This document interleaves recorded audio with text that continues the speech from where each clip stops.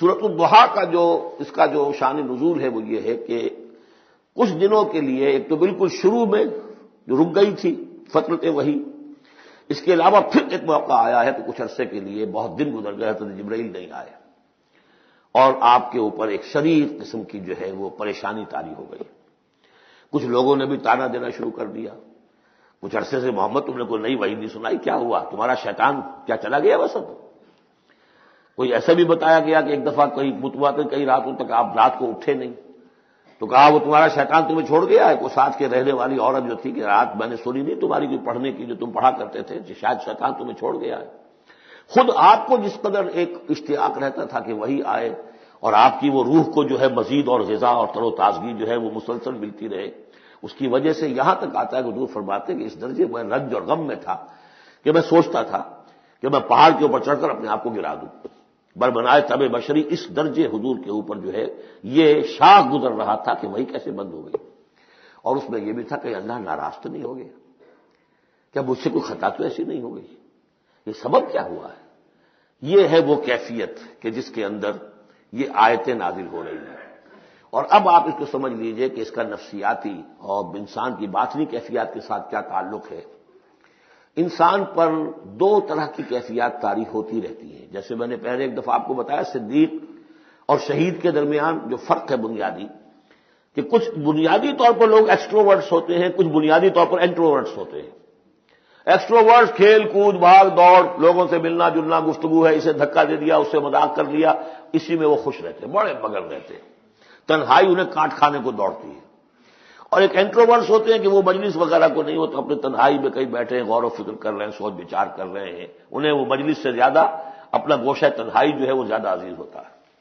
تو یہ دو مزاج اللہ نے بنائے ہیں۔ اسی طرح ہر انسان کے اوپر آلٹرنیٹلی کچھ کیفیات آتی ہیں جس کو ہم کہتے ہیں میرا موڈ آف ہے، ایک طرح کا قبض سا ہو جاتا ہے طبیعت میں بندش سی ہوتی ہے، کسی وقت اسی شخص کے اندر پھر انشراح سا ہو جاتا ہے، پھر ہنسنے بولنے کو جی چاہتا ہے، گفتگو کرنے کو جی چاہتا ہے۔ یہ کیفیت جب انسان کی روحانی زندگی سے متعلق ہو جائے تو اس کو پھر صوفیہ نے نام دیا قبض اور بسط۔ کبھی طبیعت میں انشراح ہے، انبساط ہے، طبیعت جو ہے وہ آمادہ ہے، ہر چیز میں روشنی کا پہلو آدمی دیکھ رہا ہے، ہر چیز کے اندر آپ کو معلوم ہے ایک تاریک رخ بھی ہوتا ہے کسی معاملے کا اور روشن رخ بھی ہوتا ہے، اس وقت انسان روشن رخ کو دیکھتا ہے۔ اور ایک وقت میں آتا ہے کہ طبیعت میں بندش سی لگ گئی ہے، جیسے اندر کوئی پکڑ لیا کسی نے، اب طبیعت جو ہے وہ بھی اپنے اندر وہ انقباض محسوس کر رہی ہے، اور پھر آدمی پیسیمسٹک ہو جاتا ہے، نا امید سا ہوتا ہے، پھر اسے ہر معاملے کا تاریک پہلو زیادہ نظر آنے لگتا ہے۔ تو یہ قبض اور بسط کی کیفیات ہیں۔ جب کبھی قبض کی کیفیت ہو، قاضی ثناء اللہ پانی پتی رحمۃ اللہ علیہ نے تفسیر مظہری میں لکھا ہے کہ قبض کی کیفیت میں اس صورت کا پڑھنا تریاق ہے، جس طرح حضور صلی اللہ علیہ وسلم کے لیے گویا کہ اس وقت جو وحی کا بند ہو جانا تھا وہ گویا کہ ایک طرح کے انقباض اور قبض کی کیفیت پیدا ہوئی تھی، اس میں اب اللہ تعالیٰ فرما رہے ہیں والضحیٰ، قسم ہے دن کے دھوپ چڑھنے کے وقت کی، واللیل اذا سجا، اور قسم ہے رات کی جبکہ وہ چھا جائے یا ساکن ہو جائے، سجا کے دونوں معنی سکون۔ اب دیکھیے ان دونوں کو کیوں لائے، اس لیے کہ صبح ہے، حرکت ہے، برکت ہے، چلنا ہے، دوڑنا ہے، ہر شخص جا رہا ہے، ادھر جا رہا ہے ادھر جا رہا ہے، رات کو سکون ہو گیا، تاریکی چھا گئی اور شور ہنگامہ ختم ہو گیا۔ لیکن یہ رات اور دن دونوں ضروری ہیں انسان کے لیے، یہاں کا نظام چلانے کے لیے۔ اگر رات ہی رات ہوتی تب بھی یہ دنیا نہ چلتی، اور دن ہی دن ہوتا تب بھی نہ چلتا، تو رات بھی ضروری ہے۔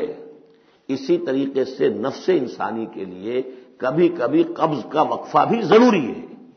آپ اسے یہ نہ سمجھیں کہ اللہ تعالیٰ ناراض ہو گیا، یہ بھی ہماری تربیت کا ایک یوں سمجھیے کہ ایک جز ہے۔ ما ودعک ربک وما قلی، آپ کے رب نے آپ کو رخصت نہیں کیا ہے، نہ ہی وہ آپ سے ناراض ہوا ہے۔ وللآخرۃ خیر لک من الاولی، اور اس کے بعد جو وقت آئے گا اس قبض کے بعد وہ پہلی سے بھی بہتر ہوگا۔ اور میں حیران ہوتا ہوں کہ کیسے غالب نے وہ بات کہی ہے کہ جو بالکل ترجمانی ہے اس کی، رکتی ہے میری تباہ تو ہوتی ہے رواں اور، یعنی یہ کہ جب میری طبیعت کے اوپر کبھی کبھی رکاوٹ سی آ جاتی ہے، اب شعر جو ہیں اچھے نازل نہیں ہو رہے،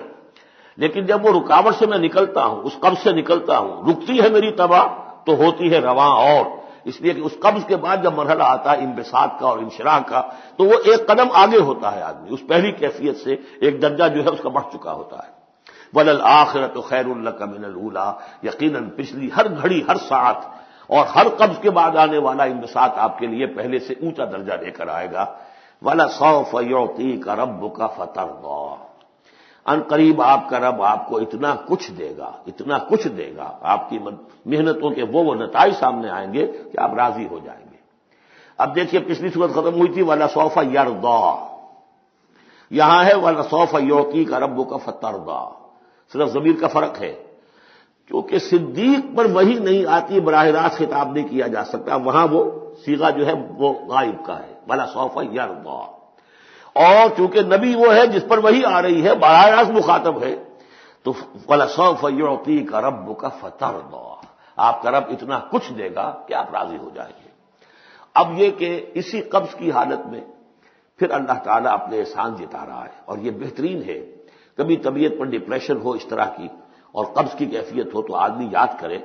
کس کس مرحلے پر اللہ نے میری دستگیری فرمائی،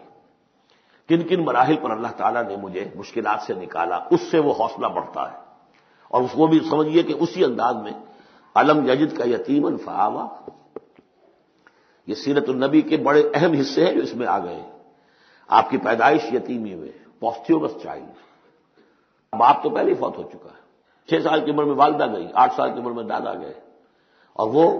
یعنی جو آپ نے دیکھا ہے ابتدائی زمانہ زندگی کا تو وہ یتیمی کا۔ الم یجد کا یتیما فآویٰ، کیا اس نے اے محمد آپ کو نہ پایا کہ آپ یتیم تھے، پھر پناہ دی، آپ کے لیے بندوبست کیا، دادا کے دل میں جو شفقت ڈالی، پھر آپ کے تایا زبیر کے دل میں جو شفقت ڈالی۔ بدقسمتی سے ہماری تاریخ میں چونکہ بہت زیادہ عمل دخل رہا اہل تشیع کا، تو عبد المطلب کے بعد فوراً ابو طالب کا نام آتا ہے، حالانکہ یہ غلط ہے تاریخی اعتبار سے۔ عبد المطلب کے بعد کافی عرصے تک زبیر جو آپ کے تایا تھے وہ سرپرست تھے، پھر ان کے انتقال کے بعد ابو طالب کا معاملہ آیا، لیکن ان کو بیچ میں سے غائب کر دیا گیا ہے۔ بہرحال اللہ تعالیٰ جو بھی کسی کے دل میں ڈالتا ہے، آخر ابو طالب کے دل میں محبت ڈالی تو کس نے ڈالی؟ وہ ہم پڑھ چکے ہیں سورہ طٰہٰ میں، وَأَلْقَيْتُ عَلَيْكَ مَحَبَّةً مِّنِّي، حضرت موسیٰ علیہ السلام کی موہنی صورت کے اوپر اللہ تعالیٰ فرماتے ہیں ہم نے اپنی محبت کا پرتو ڈال دیا کہ تمہیں دیکھنے کے بعد وہ قتل کرنے کے ارادے سے باز رہ گئے، ان کے ہاتھ چھل ہو گئے، ایسی موہنی صورت، اسے قتل کرنا۔ وَأَلْقَيْتُ عَلَيْكَ مَحَبَّةً مِّنِّي وَلِتُصْنَعَ عَلَىٰ عَيْنِي، یہ ہوا ہے۔ تو فرمایا الم یجد کا یتیما فآویٰ ووجدک ضالا فہدیٰ، اور پھر جب آپ شعور کی پختگی کو پہنچے اور غور و فکر کا مرحلہ آیا، حقائق میں انسان کو سوچ بچار کا مرحلہ آیا، اور آپ کو دیکھا کہ آپ تلاش حقیقت میں سرگرداں ہیں تو ہدایت دی۔ وہ آگے آ جائے گا، بہت قریب پہنچ گئے ہم، اقرأ بسم ربک الذی خلق، وہ مرحلہ جب آئے گا۔